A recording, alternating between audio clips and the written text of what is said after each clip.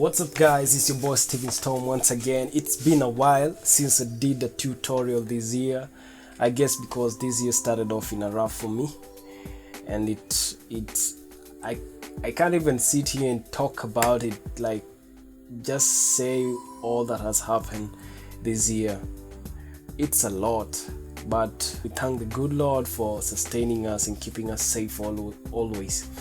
So today I'm not gonna talk much about whatever has taken place in the world or something like that, about coronavirus and all that. Just stay safe wherever you are. If you can stay at home, stay at home. And social distance is also important. Anyway, let's get into this. Today we want to talk about 3 filmmaking rules that you should be breaking. So I'm not gonna give you in details about this. I'm just gonna pass through them and maybe just talk a little bit about how for me I've been breaking them and not really following the trend in whatever people have been saying about all this. So let's jump in. So the first filmmaking rule that you should be breaking is the 180-degree shutter rule. This is the rule that states that whatever the frame rate you're using, you double the shutter speed. So sometimes this rule can be broken. For me, I've broken this rule so many times, several times, because you don't really have to shoot your music videos or your film all the time with the 180-degree rule, where you have to double your shutter speed whenever and whatever you see. So sometimes you have to break this rule and just flow with it, because you want to have something unique, something different, something that is not looking the same as what people are actually doing. So sometimes it's good as a creative, as a director, and also anything that you're doing, events and all, YouTuber, you just want to always try something different apart from following the 180-degree rule. So have this in mind. You don't have to follow the rule exactly all the time. You can break it. The second rule that I want to advise you creative out there that you can break is shooting in 24 frames per second.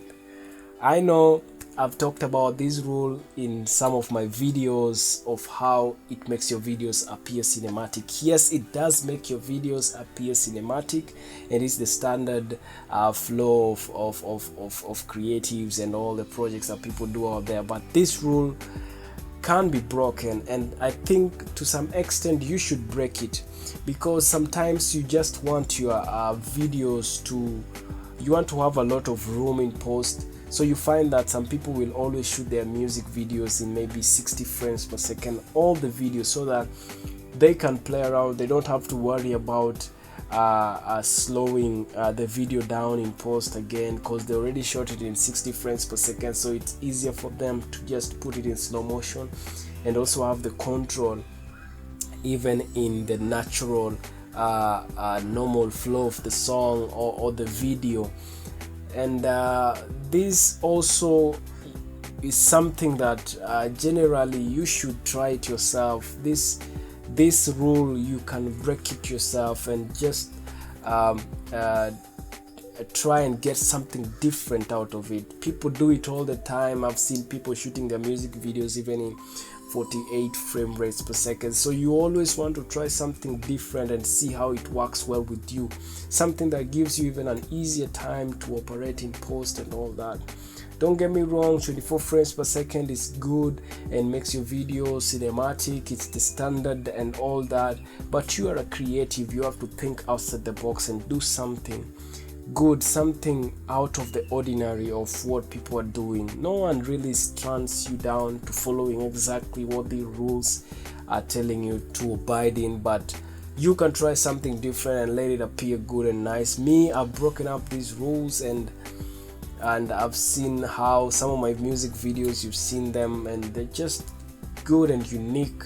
So this is something that you can break yourself and learn something from it. The last rule that I want to talk about that can be broken is always shooting in manual focus. I've always done this myself. I've always done every single thing in manual focus.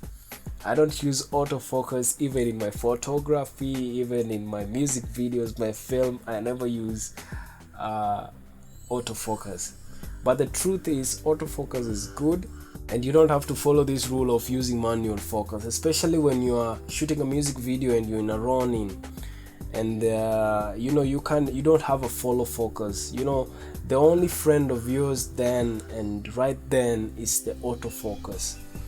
The autofocus is an assistant that helps my music videos sometimes appear good and also in focus. You don't want to have your subject out of focus most of the time, and people will be wondering like, what's wrong? Why is your camera not really working well, or why is the footage coming out blurry? So you always want to break this manual focus concept of rule in your head and try and use autofocus. That will help better your music videos and even in your films in general.